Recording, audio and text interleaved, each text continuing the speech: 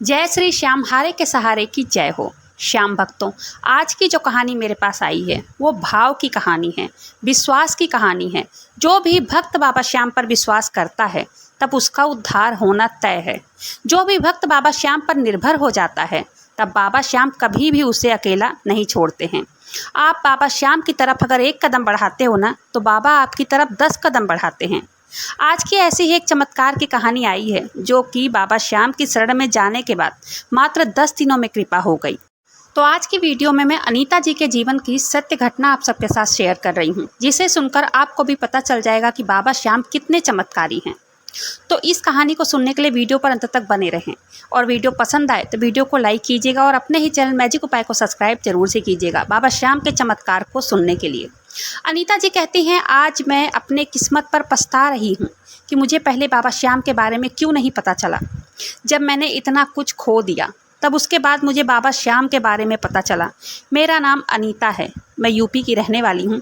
मेरी शादी को 10 साल हो गए हैं। जब से मैं शादी करके आई तब से मैं इस घर में कभी सुखी नहीं रही। मेरे घर में 2 देवर हैं और मेरी शादी 3 भाइयों के बीच हुई थी। जब से मैं इस घर में आई तब से ही हमेशा घर में लड़ाई झगड़े, हमेशा कलेश रहता था। घर में तीनों भाई आपस में लड़ते झगड़ते रहते थे। कोई काम धाम कुछ भी नहीं कर पाता था। हर जगह से कर्ज लेकर पूरा परिवार खाता था। कभी कर्ज लेकर खाते तो कभी खेत बेचकर खाते। ऐसा करते करते सारा खेत बिक गया था। घर में कोई न कोई बीमार रहता था। घर में मुझसे, देवरानी से, सास से हमेशा अनबन बनी रहती थी। हमेशा मेरी सास मुझे ही डांटती, मुझे ही मारती थी। मेरी देवरानी को कुछ भी नहीं बोलती थी। क्यों बोलती? मेरी देवरानी बड़े घर से जो आई थी, बहुत सारा दहेज का सामान जो लेकर आई थी। मैं गरीब घर की थी, इसलिए जब देखो तब मुझे ही कोसा जाता था, मुझे ही डांटा मारा जाता था। और ऐसे घर में मेरी शादी कर दी जहाँ पर कमाते धमाते बिल्कुल भी नहीं थे। एक पैसे की इज्जत नहीं थी। जहाँ जिसका पति कमाता है तो उसके बीवी की इज्जत होती है और जिसका पति काम नहीं करता है उसकी पत्नी की बिल्कुल भी इज्जत नहीं होती है। रात में मैं जब सोती थी तो मैं सो नहीं पाती थी। जब सोती थी तो सपने में देखती थी कि जैसे मेरे सर के पास कोई खड़ा होकर मेरा गला दबा रहा है। मैं उस घर में चैन से रह नहीं पाती थी। मैं डर से उठ जाती थी। मैं जब अपने मायके जाती तब मैं बहुत अच्छे से रह पाती थी, लेकिन मायके में कितना दिन रहती? मायके में 2-3 महीने हो जाते तो भाभी ताना मारने लगती थी। फिर वापस अपने ही घर में आ जाती और यहाँ आने के बाद वही हाल होने लगता। ऐसा करते करते 7-8 साल बीत गए थे। अब तो घर में हर साल किसी न किसी का देहांत होने लगा था। बहुत से पंडित, ओझा को दिखाया लेकिन कोई फर्क नहीं दिखाई देता था।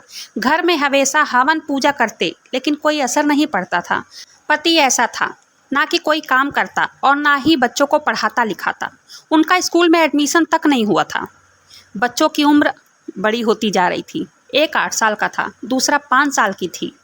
तब ना कोई खर्चा चलाता था और ना ही कोई देखभाल करता था, ना ही कुछ खाने पीने के लिए कोई लेकर आता था। घर में हमेशा लड़ाई झगड़ा होता रहता था।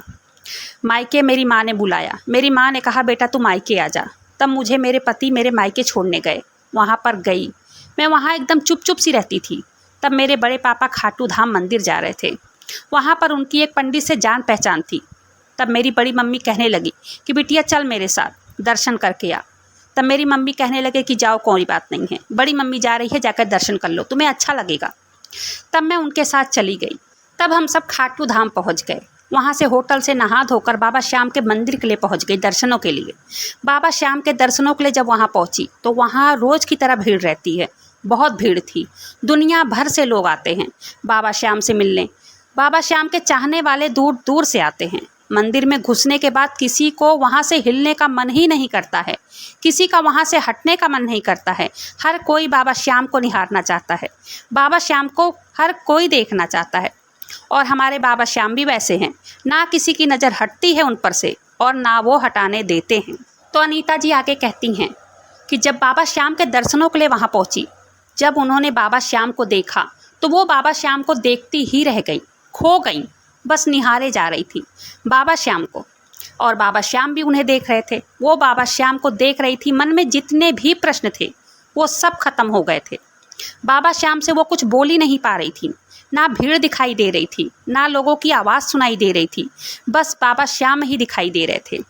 ये संबंध होता है एक भगवान और भक्त के बीच का। एक बाबा के भक्त को ही अनुभव होता है ये चीज़ें। अनीता जी कहती हैं, मन में कोई प्रश्न ही बाकी नहीं था कि मेरी इतनी किस्मत फूटी क्यों बनाई आपने, मेरा ऐसा घर मुझे क्यों दिया, मुझे ऐसा पति क्यों दिया। ये सब चीज़ें मैं बोलने गई थी। बाबा श्याम को देखती ही रह गई थी, कुछ भी नहीं बोल पाई। देखते देखते काफ़ी देर हो गई, मन नहीं भर रहा था, वहाँ से हटने का मन ही नहीं कर रहा था। बहुत सारी बातें हो रही थी बाबा श्याम से, बातें करते करते आगे बढ़ती चली जा रही थी। वह लाइन से हटकर वहीं बगल में खड़ी होकर एक कोने में और बाबा श्याम को निहारे जा रही थी। एक सिक्योरिटी वाले ने कहा, आगे बढ़ो। वो कहने लगी, अभी जाती हूँ। वहीं खड़ी रहीं, बाबा श्याम को निहारती रहीं। उनके आगे से लाइन चलती चली जा रही थी और बाबा श्याम को निहारते निहारते वो कब आगे निकल गई लाइनों के साथ, उन्हें पता ही नहीं चला। और वो कह रही हैं, मैंने बाबा श्याम से कुछ भी नहीं बोला, कुछ नहीं, उनसे मैं कोई प्रश्न नहीं कर सकी, उनसे मैं अपना कुछ दुखड़ा नहीं रो सकी, उनसे मैं कुछ मन्नतें नहीं मान सकी। मैं खाली बाबा श्याम को निहार के बस वापस आ गई। बाहर आने के बाद मैं सोच रही थी कि मैंने तो बाबा श्याम से कुछ भी नहीं बोला। मैं अपने आप में पछता रही थी कि मैं आई और मैंने इतना दूर आने के बाद भी बाबा श्याम से कुछ नहीं बोला। फिर उसके बाद मेरे बड़े पापा ने कहा कि बेटी, यहाँ पे एक पंडित है जो हमारे जान पहचान के हैं, चलो उनसे मिलने चलते हैं। फिर हम वहाँ पंडित से मिलने चले गए। मेरे बड़े पापा ने उन्हें सब बात बताया मेरे बारे में। उन्होंने कहा, श्याम कुंड का जल लेकर जाओ और मुझसे कहा अपने घर में रोज़ सुबह नहा धोकर इसका छिड़काव करना। उन्होंने मुझे बाबा श्याम का बागा दिया था। उन्होंने कहा था, इस बागा को थोड़ा थोड़ा सा काट कर एक जंतर में मोड़कर सभी लोग पहनना। बाबा श्याम की एक फ़ोटो भी खरीद लेना। उन्होंने कहा, बाबा श्याम की फ़ोटो खरीद कर अपने घर में स्थापना करना और रोज़ उनकी पूजा करना, रोज़ नाम जाप करना। तब हम वहाँ से दर्शन करके घर आ गए। फिर उसी के 15 दिनों के बाद मेरे पति आ गए मुझे लेने और मैं अपने ससुराल चली गई। वहाँ जाकर जो पंडित ने बताया था वैसे ही मैंने किया। अपनी देवरानी को भी मैंने वो सब बातें बताई, अपनी सास को भी बताया और रोज़ मैं भी बाबा श्याम के पूजा करने लगी, नाम जाप करने लगी और मेरी सास और देवरानी भी करने लगी। करीब 3 महीने के बाद धीरे धीरे करके घर में शांति आने लग गई और फिर से घर में सब कुछ ठीक होने लगा।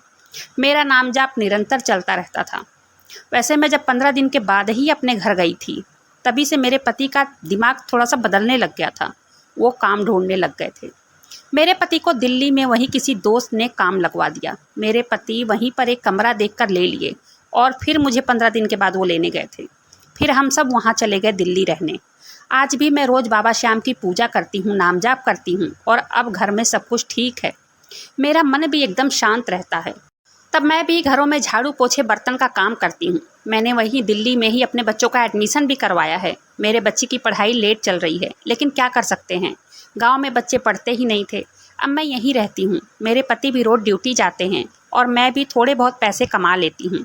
घर में सब कुछ अच्छा चल रहा है। जब से मैं बाबा श्याम के दरबार गई हूँ, तब से किसी पंडित ओझा की दिखाने की ज़रूरत नहीं पड़ी है। सब कुछ ठीक है। गाँव में भी सब कुछ ठीक ठाक चल रहा है। सब अपना अपना कमा खा रहे हैं। अब मैं अपने घरों में रोज़ बाबा श्याम के नाम का दीपक जलाने लगी हूँ। सच कहूँ तो जब से मेरे घर में बाबा श्याम के नाम का दीपक जलने लगा है, तब से किसी चीज़ की कोई दिक्कत नहीं हुई है। अब मैं जो कुछ भी चीज़ बाबा श्याम के आगे अगर रो कर मांग लेती हूँ, वो पूरा होता है। चाहे 2 महीने में हो, चाहे 4 महीने में हो, लेकिन होता ज़रूर है। सच में बाबा श्याम चमत्कार तो करते हैं। बाबा श्याम आज मेरे उजड़ती गृहस्थी को बचा लिया। इनके साथ हुई बाबा श्याम के चमत्कार की सत्य कहानी यहीं पर समाप्त होती है। वीडियो पसंद आए तो वीडियो को लाइक करें, अपने ही चैनल मैजिक उपाय को सब्सक्राइब जरूर से करें और बाबा श्याम नाम का जयकारा जरूर से लगाइएगा। मिलते हैं फिर ऐसी किसी वीडियो के साथ, तब तक के लिए जय श्री श्याम, हारे के सहारे की जय हो।